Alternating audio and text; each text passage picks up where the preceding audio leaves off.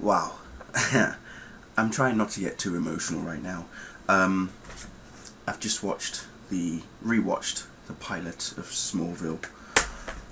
Because it's airing tonight on the CW over in America at 8 o'clock Eastern Time. So I thought, well, I'm not really going to stay up and watch it live. I've got it on DVD. I'm going to watch it. And you know what? It's just dawned on me that this show is going to end on the 13th of May. Friday, 13th of May, 2011. It has just literally hit home just now. After I watched the pilot, I was like, oh, shit. It's going to end. As much as I've not enjoyed season 10, the show as a whole has been great. Okay? Some of my feelings and opinions have changed over the last couple of years, but overall, it has been the only show to give fans a different perspective as to how Clark Kent becomes Superman. And what was really interesting is just watching that pilot again, seeing Tom Welling, Michael Rosenbaum, Kristen Crook, Chloe Sullivan, Alison Mack, Sam Jones III, John Schneider, John Glover, Annette O'Toole. It was just like, and Eric Johnson as well, and all of them actors, you know, they were the original cast members, and it was a nostalgic feeling just watching it again. And then, as I say, as soon as it finished, it literally just hit me in the face. I was like, it's gonna end, isn't it? That's it, no more Smallville after Friday 13th of May, as unlucky as that seems. But then again, here's another thing. I'm watching the pilot and I'm thinking, Lana says to Clark, you know, when he trips over in front of her because he's reading in Book of Nietzsche, she says, didn't realise you had a dark side, Clark. And then she then says, so what are you, man or Superman? And it's like, you've just said the words dark side and Superman.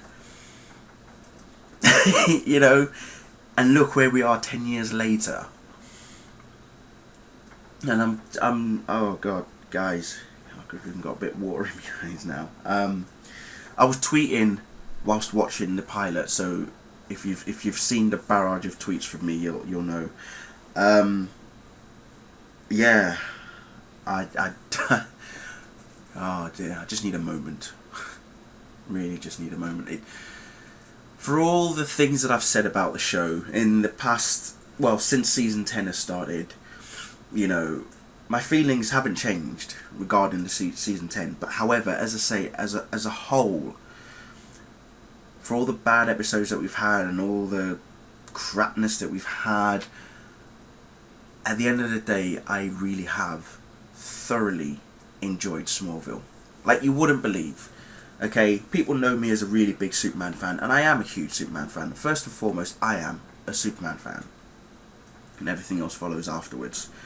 As far as I'm concerned, my favourite Superman actor is Christopher Reeve, but I still welcome the notion of having a different person play the character as time goes on. You know, just watching Tom Welling playing Clark Kent in the pilot and seeing how he's progressed over the past 10 years to where he is now, it just shows how much credibility he has as an actor, playing this character that he is the only actor alive, or human live actor, that has played this character for a very long time. Okay, you know, he can sit down and say, yes, I've played Clark Kent for 10 years. And people might think, yeah, you played Clark Kent, you didn't play Superman. But let's just put that to one side. At the end of the day, the guy has done really well. He's now become executive producer. He's even directed a number of episodes. His latest one is going to be Booster, that he directed as well. So he has done really well for himself. You know, Michael Rosenbaum, I don't think there's anything you can take away from that guy as the best Lex Luthor ever. Okay, and I'm happy he's back for the finale. And the scene where after when Clark goes to the Luthor mansion to tell Lex that he can't have the truck, and then Lex asks the question, the epic question, do you believe a man can fly? And it's like, it really, right there, people, that's where it hit, right there. And I'm just sitting there, you know, thinking, fuck. And then also just after the accident, after Lex hits Clark with the car, and Jonathan's pretty much about to reveal to Clark where he came from, and he just says, "It's time, son." And just those 3 words, "It's time, son." Again, epic. It's just absolutely awesome. That's all it is. So people, whatever happens from the 15th of April to the 13th of May, right, regardless of what I say in my reviews from next week onwards, let's just enjoy what we've got left.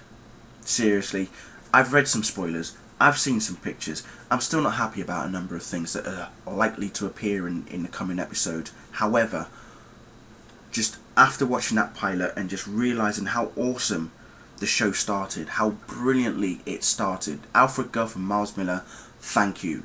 Jerry Siegel and Joe Shuster, again, thank you. If it wasn't for Jerry and Joe, we wouldn't have had Superman. If it wasn't for the character of Superman, we would not have Smallville. Remember that, people.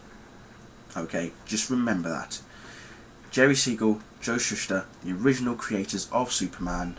If it weren't for them, Smallville would not be where it is now. It wouldn't have even come into existence if it wasn't for those 2 guys. So anyone sitting there and thinks Smallville is like the definitive this, that and the other, it's the only show that they're ever going to think is relating to Superman, just remember, Superman is bigger than Smallville. It is bigger than the actors within the show. Superman is a symbol. Smallville is a TV show, okay, but Superman is the world's greatest superhero. He is a symbol of peace, justice, all of that stuff. Once you've got that into your head, I'm not saying get it into your head, I'm saying once you've understood that, everything else just follows afterwards. I'm not saying don't, you know, that you should be a Superman fan, just remember the roots of where Smallville came from. Because that was why I almost had a slight cry at the end of watching that pilot, realising what Gough and Miller brought us, from what Jerry and from what Siegel and Shuster brought us way back in 1938. I mean, they started a lot earlier than that, maybe like 1935-36, but it wasn't until 1938 that it was officially released in Action Comics, that it was then that something great was going to happen. And look where we are now, 73 years later. Thank you for the memories. Everybody, see you later.